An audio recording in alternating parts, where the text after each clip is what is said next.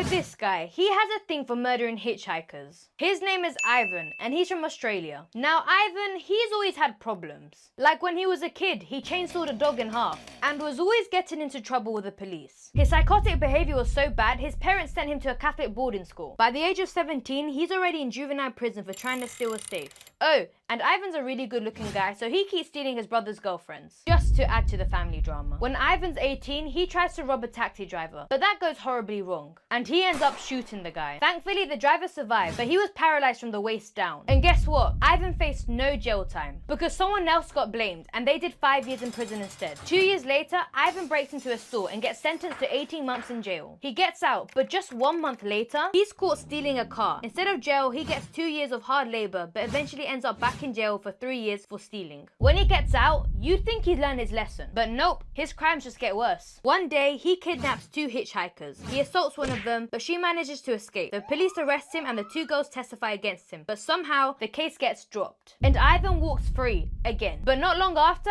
he gets prosecuted for another crime. But to avoid jail, Ivan fakes his own suicide. What the actual A couple of months later, the police find out that Ivan fled to New Zealand, and they don't find him for 2 years. Then his mum has a heart attack, and Ivan sneaks back into Australia using a fake passport. And when he gets caught, the charges get dropped again. At this point, Ivan decides to settle down and marry a girl called Karen, and she's 17. And Ivan, he's 31 years old. Karen's pregnant with Ivan's cousin, so she needs a provider. But Ivan's super abusive. She stays with him for 11 years before finally leaving to live with her parents. Ivan doesn't take that well, so he sets Karen's parents' house on fire. And instead of going after Karen again, he goes back to kidnapping hitchhikers. This time it's Deborah and James. Their families report them missing, but the cops don't take it seriously. And 3 years later, Ivan attacks another hitchhiker, Paul. He robs him and tries to kill him, but Paul escapes and reports it to the police. And the police being useless, they're like, thanks for letting us know, but we probably won't find him anyways. Meanwhile, 7 more hitchhikers go missing, and Ivan just keeps getting away with it, until 2 runners find 2 bodies in the forest, the bodies of Joanne and Caroline. Joanne had been stabbed 14 times and Caroline was shot 10 times. And finally, the cops start taking this seriously, and they offer a $100,000 reward, but nothing comes in for a year. Then someone reports finding bones in the forest. That's when they find Deborah and James' graves. They've both been stabbed and beaten to death. 3 more bodies were found in the same forest. All the victims were brutally beaten and stabbed. And still, the cops have no leads. Until Paul hears about the investigation, and he realizes the place where he was attacked is the same place where all the bodies were found. So Paul calls the cops, and they finally close in on Ivan. And when they arrested him, Ivan claimed he was innocent, and tried to blame his brothers for the murders. But a lot of people testify against him, including his ex-wife, Karen, who said he was obsessed with guns and killing kangaroos. Paul testifies about the attack, and Ivan's family tries to give him an alibi, but no one buys it. Ivan is finally sentenced to life in prison without parole, and until he died, he claimed his innocence, saying,